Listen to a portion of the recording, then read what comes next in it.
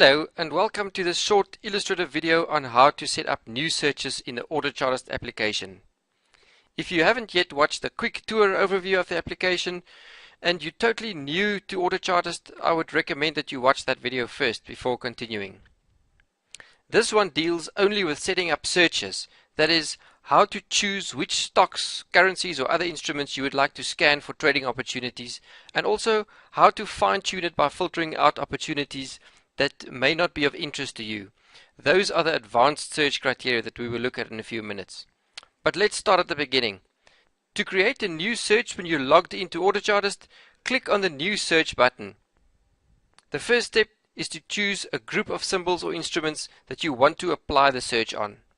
When choosing the instruments you want to scan for trade opportunities, you may be in one of two positions.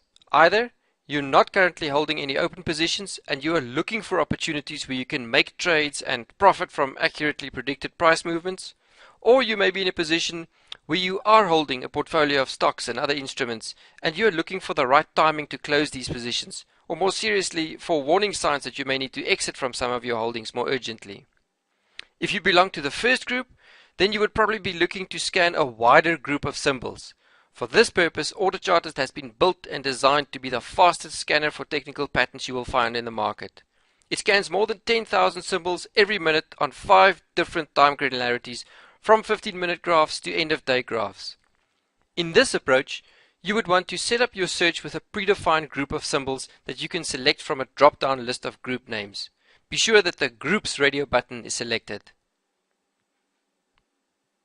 If you have an existing portfolio, or even if you simply have a watch list of symbols you want to follow, you can enter the stock names or codes individually in the text field underneath. Here, you must make sure that the Symbols radio button is selected. Note that the symbols and predefined groups that AutoChartist scans are limited to the symbols offered by your broker or the company through which you receive your free subscription of AutoChartist. The most comprehensive list of symbols and market exchanges is available on our direct version. That is currently available on our website at a monthly subscription fee. So if you cannot find the symbol you're looking for, it may be that it is not included in your version of AutoChartist, or what it could also mean is that the symbol does not have enough liquidity for AutoChartist to be able to identify meaningful patterns. Because the AutoChartist analysis rests on the theory of market psychology, a certain amount of market and price action is required for a symbol to be included.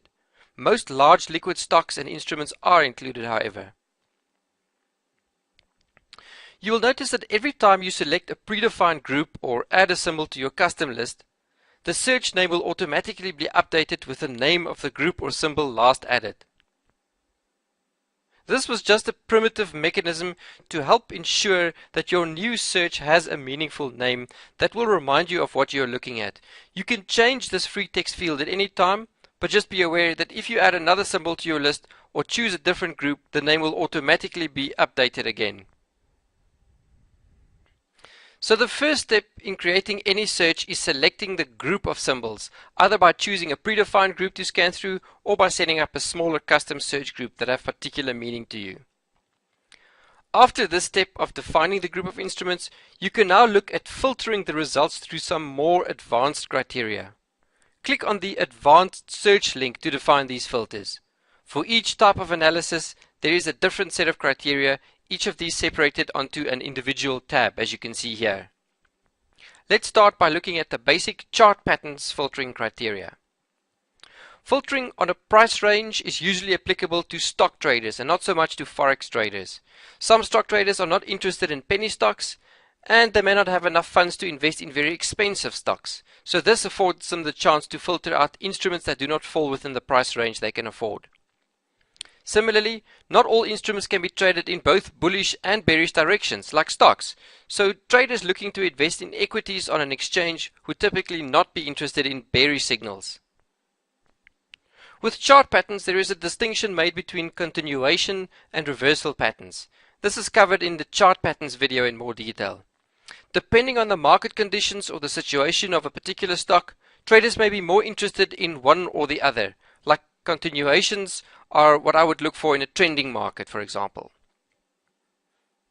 The pattern length simply reflects the number of candles or bars over which the pattern has formed. A general rule of thumb is that patterns forming over greater length are generally more reliable. But remember, look at the pattern length in conjunction with the time interval, in other words the duration of each individual bar or candle. Next, you can choose the minimum required scores of the various quality indicators. Quality indicators get rated on a number somewhere from 0 to 10.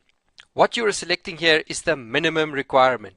So you will be filtering out everything that does not have at least that level of quality on a particular indicator.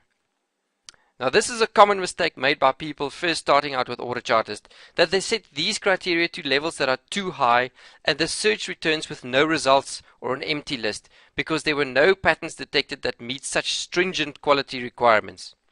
So I would always advise users not to set more than 1 or 2 of these filters at a time, and then to use realistic values, not 8, 9 or 10, but rather 5, 6 or 7. If your search delivers enough results, you can always come back and tighten your filtering criteria later. And if you're unsure, I recommend that you leave these filters untouched at first. There is a separate video in which I have explained the meaning of the various quality indicators in detail, so I'd recommend that you have a look at that if you need more insight into what they all mean. Finally, if you're interested in only a selection of pattern types, you can uncheck the ones that will not be of any use to you.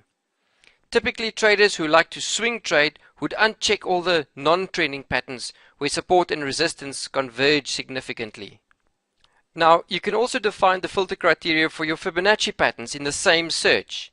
Just go back up to the Fibonacci tab and you'll see it's the same for the most part, except that the Fibonacci quality indicators and obviously the pattern types at the bottom will be unique to Fibonacci analysis. And similarly for key levels, there is only one single quality indicator and 2 pattern types.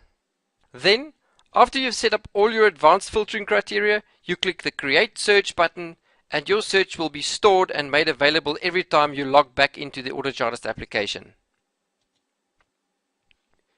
Here is something important to remember. If your search turns up with no results, it probably means that one or more of your filtering criteria are too aggressively optimistic. You may need to tone them down a notch or 2. Other than that, this is about all there is to setting up your own custom searches. The other videos you may find relevant are the Quick Start Guide and the overview of quality indicators also in the section. If you're having trouble using the platform, we would love to help you. Just contact us on support@autochartist.com. Thanks for watching this video.